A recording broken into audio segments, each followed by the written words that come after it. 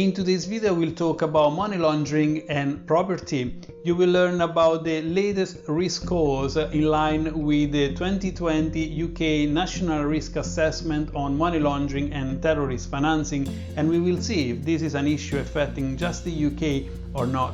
So let's get right into today's video.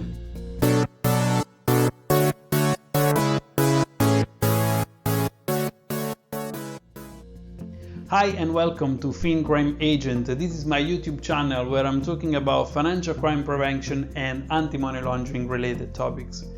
If you already work in the anti-money laundering sector, you know that criminals find ways at any cost to launder the proceeds of crimes.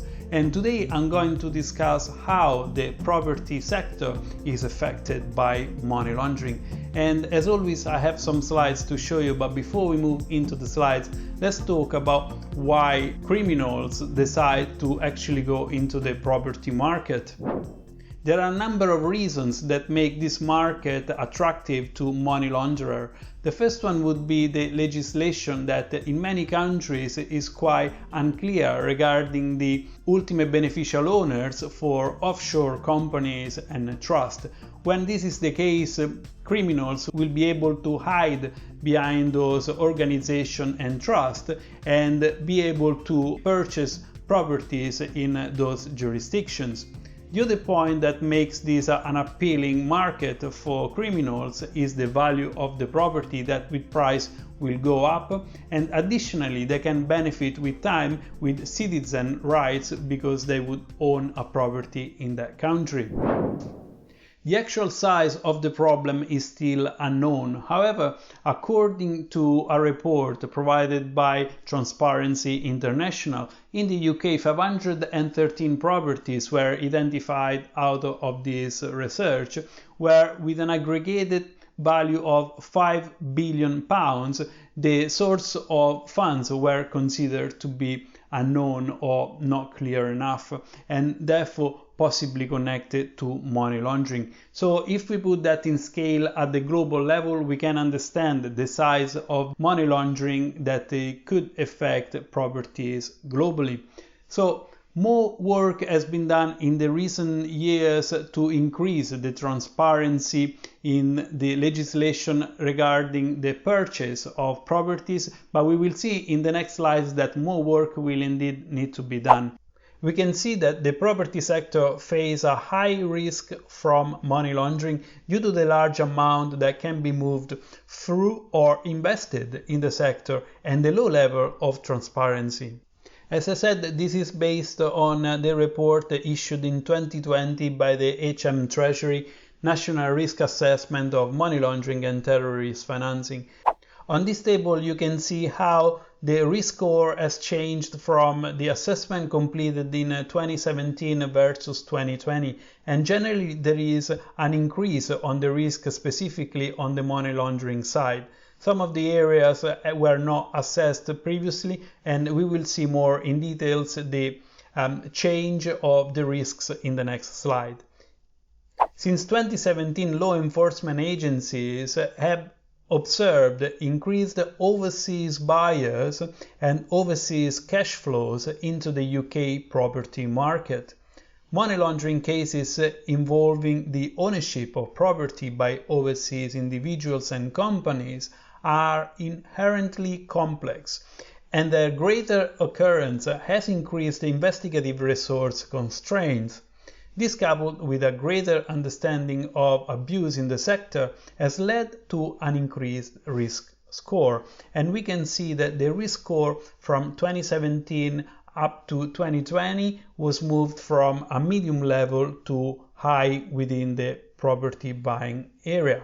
If we now see what the Treasury say regarding estate agency business, we can read that the facilitation of property purchases puts them at a medium risk from money laundering.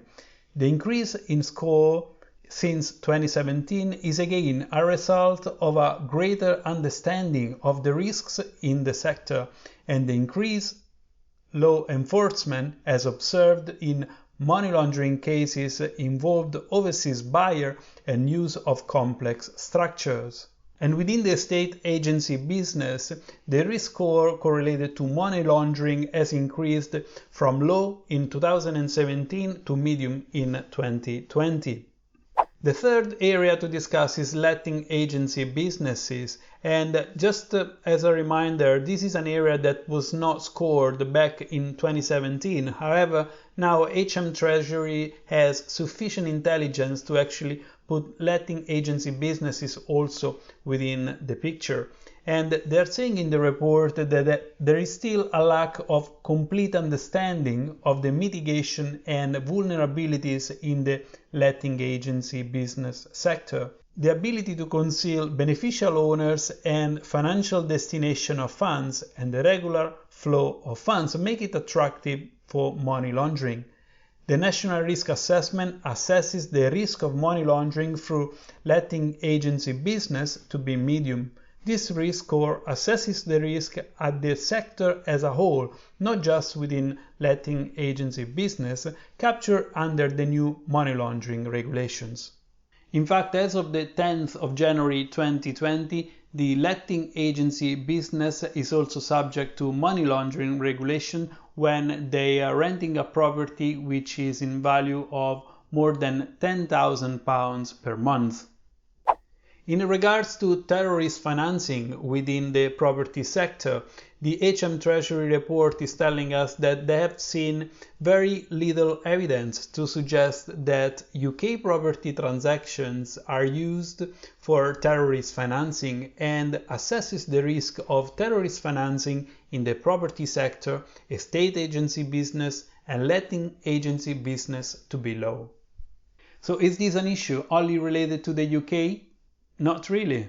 In Canada, CBC reports that in British Columbia, an estimated 5.3 billion worth of real estate transactions last year were the result of money laundering, helping to fuel the province's skyrocketing housing price, according to a report. Global Witness is reporting that in most countries, including the United States, real estate ownership is anonymous, meaning ownership is usually tracked at the legal and not the beneficial owner level. This makes identifying potential money laundering risks extremely difficult for law enforcement.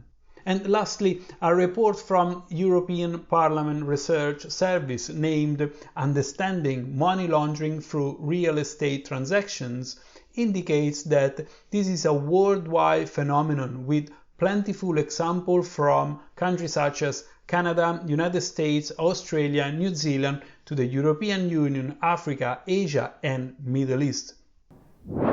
So there is indeed a global money laundering issue that is connected to the property market. More works and regulations will need to be in place in order to reduce this exposure to money laundering within the housing sector, especially in those jurisdictions where properties are more attractive and the price it can look like a good investment for those criminals.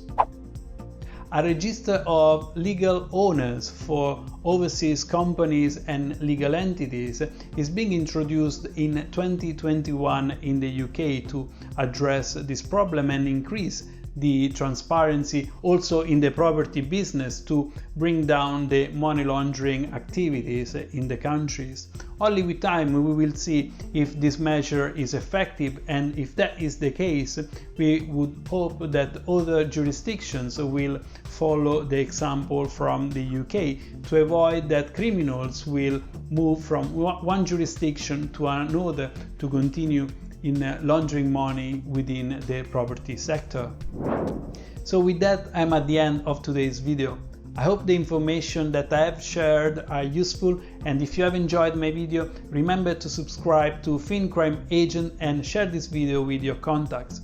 Check the description of this video if you want to find links and references for the reports that I have mentioned, and also in the description you will find our patreon.com page, where with a small contribution you can become part of my Patreon community on patreon.com and receive some unique material created for my patrons. So thank you for watching, I hope this was good, and until next time, see you soon.